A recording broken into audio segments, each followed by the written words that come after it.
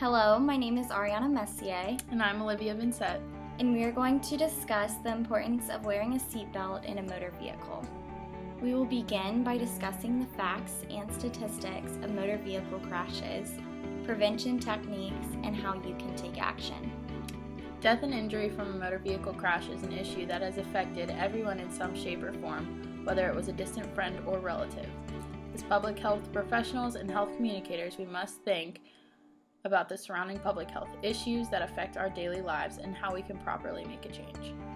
Since we rely daily on transportation by a motor vehicle, this issue applies to all of us. And according to the Center for Disease Control and Prevention, motor vehicle crashes are a leading cause of death amongst those aged 1 through 54 in the United States. For many of us, it is a habit and we don't think twice when we enter a vehicle. For many of us, it is an instinct to reach over and buckle up on the second we sit down in the car. However, for others, it is not seen as necessary, and as a result, they put themselves and others at risk. For the majority of the population, it is known wearing a seatbelt saves lives. Even though this is known, many people still choose not to buckle up.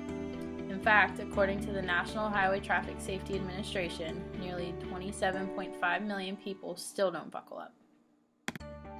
In 2017, there were 10,076 unbuckled passenger vehicle occupants killed in crashes in the United States.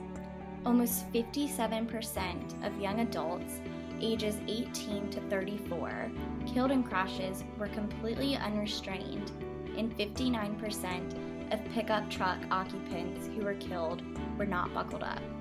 In 2017, 51% of men killed in crashes were not buckled up, compared to 39% of women. In 2017 alone, seatbelts saved an estimated 14,955 lives and could have saved an additional 2,549 people if they had been wearing seatbelts.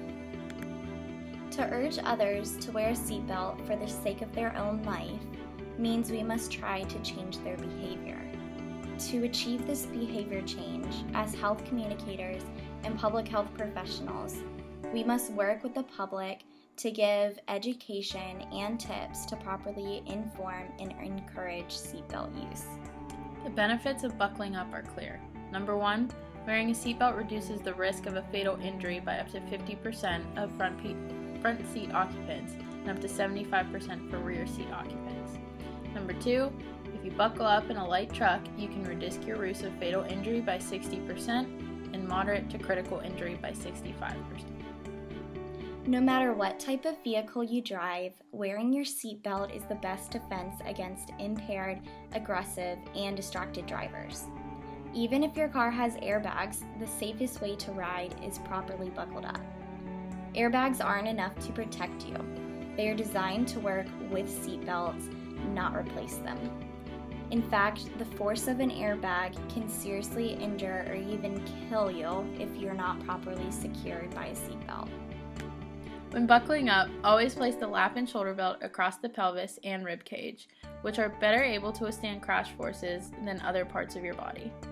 Make sure the shoulder belt lays across the middle of your chest and away from your neck, and that the lap belt is across your hips, not your stomach. You should never put the shoulder belt behind your back or under your arm. When purchasing a new car, make sure that the seatbelt fits you. Ask your dealer or manufacturer about seatbelt adjusters or extenders for a roomier fit. Lastly, if you drive an older or classic car with lap belts only, check with your vehicle manufacturer about how to equip your car with today's safer lap and shoulder belts. And remember, every trip, every time, do your part and buckle up.